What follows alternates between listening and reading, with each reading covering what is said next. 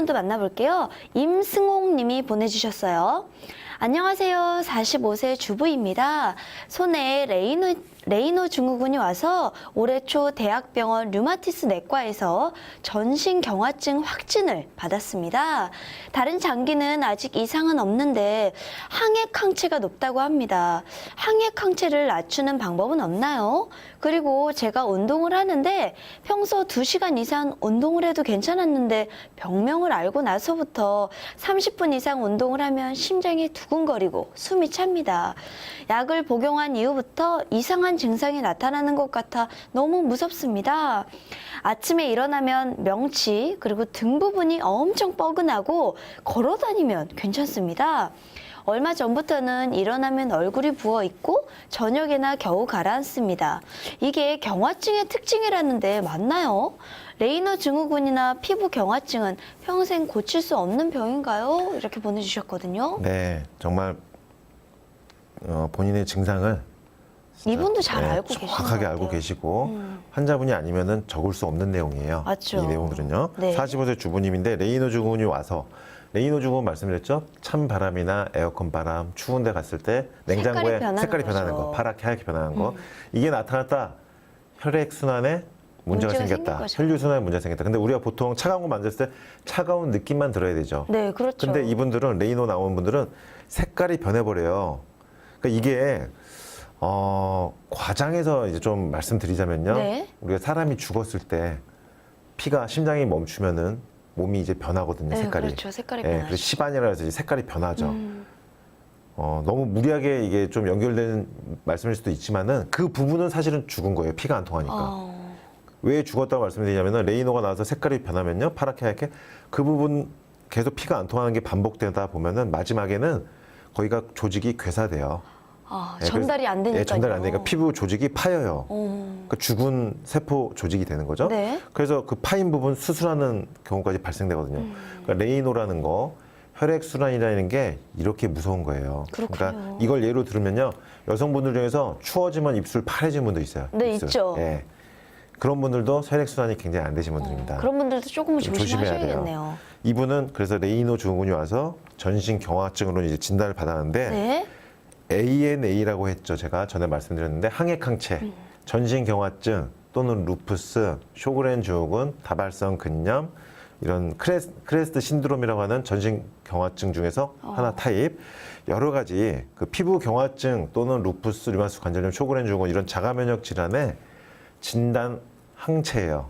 그렇군요. 그래서 이게 굉장히 중요해요. 항액항체. 항액항체. 네. 그 진단을 양성이냐 음성이냐를 따라서 진단하는 건데 이분은 이게 양성이 나왔고 높다고 했어요. 네. 그러니까 강한 양성이죠. 검사상으로 진단을 받은 거죠, 확실하게. 이 항액항체를 낮춰야지 음성이 돼야지만 병이 낫는 거거든요. 근데 이 음성으로 바꾸는 치료를 제가 그동안 이제 말씀드렸지만은 류마티스 인자라든지 항CCP 항체라든지 네. 이 항액항체 현대의학적, 서양학적 약물 그 억제제, 반응 억제제, 면역 억제제로는 이게 내려가질 않아요. 아까 말씀드린 것처럼 우리 몸의 전체적인 시스템 면역 호르몬 조절이 원활하게 우리 몸 돼야지만 이게 내려가요.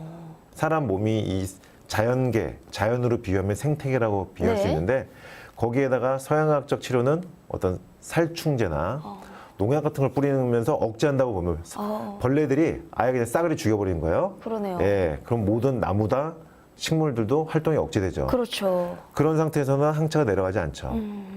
자연을 그 생태계에서 먹이 사슬, 동물, 식물, 곤충 여러 가지 잘 이렇게 조화시켜가지고 맞아요. 숲풀 안에서 생태계가 이루어지면은 돌아가는 거예요. 그렇죠. 일단 몸을 좀 좋은 상태로 예, 만들어놔야 되는 예. 게 중점적인 거네요.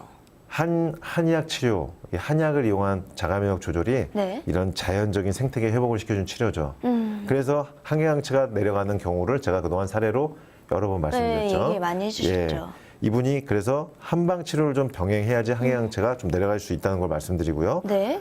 그리고- 운동에 대해서도 또 얘기하셨거든요. 예, 이거는 이제 두 가지가 있어요. 뭐죠? 일단 그 일종의 플라시보 같은 효과인데 내가 큰 병을 진단받으니까 위축돼요. 맞아요. 좀만 뭐 하면은 아픈 것 같고 운동하면 뭐가 좀 겁이 나고. 그러니까 숨이 찰 수 있고요. 네. 두 번째로는 피부경화증이 진행되면, 이 전신경화증이 진행되면요, 이 폐호흡기 기관지 쪽으로 협착이 와요.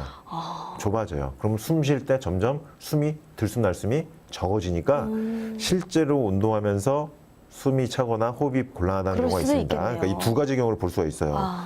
그리고 이분이 지금 명치하고 등 부분이 엄청 뻔하다. 네. 명치랑 등 쪽은 이제 식도.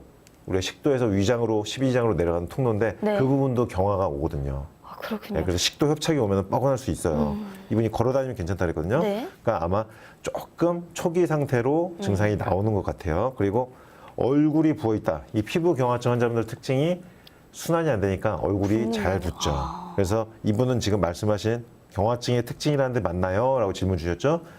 정확하게 본인이 가진 증상들이 초기 증상에 해당하는 걸로 볼 수 있고 네. 핵심은 항체예요. ANA 항체.